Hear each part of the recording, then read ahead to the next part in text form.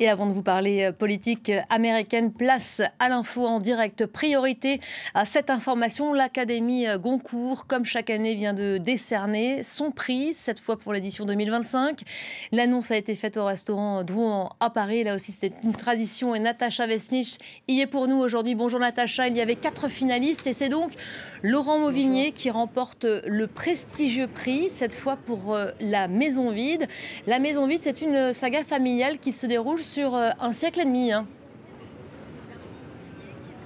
Oui, Laurent Mauvigné et sa Maison Vide, paru fin août aux éditions de Minuit, qui a remporté ce prestigieux prix Goncourt.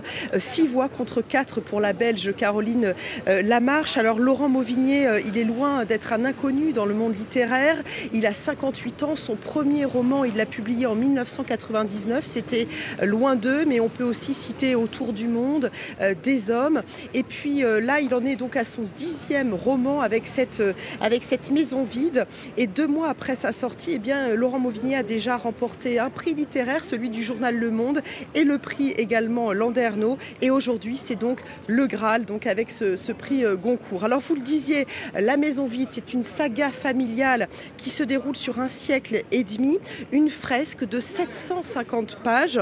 Laurent Mauvigné met en scène la maison familiale inhabitée depuis plus de 20 ans, une maison dont les murs détiennent des secrets, des silences, des souffrances, et il va, à partir d'objets retrouvés dans cette maison, remonter le temps et se demander, essayer de répondre à cette question: pourquoi les photos de sa grand-mère ont-elles toutes été déchirées?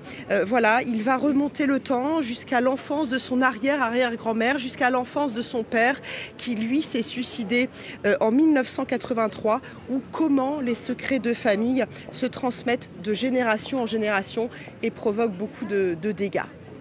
Voilà, parlons un peu de ce romancier. Était-il le favori ?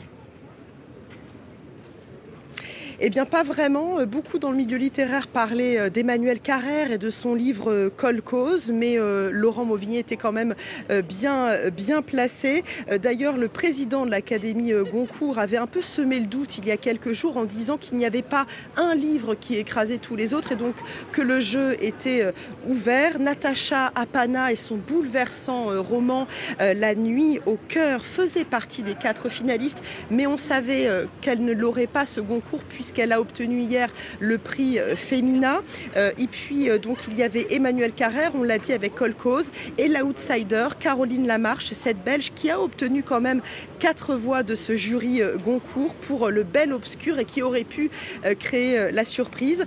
Match ouvert, donc remporté par Laurent Mauvigné, qui n'avait pas vraiment besoin de ce Goncourt pour vendre des livres. Depuis la parution de La Maison Vide fin août, il en est déjà à 65 000 exemplaires.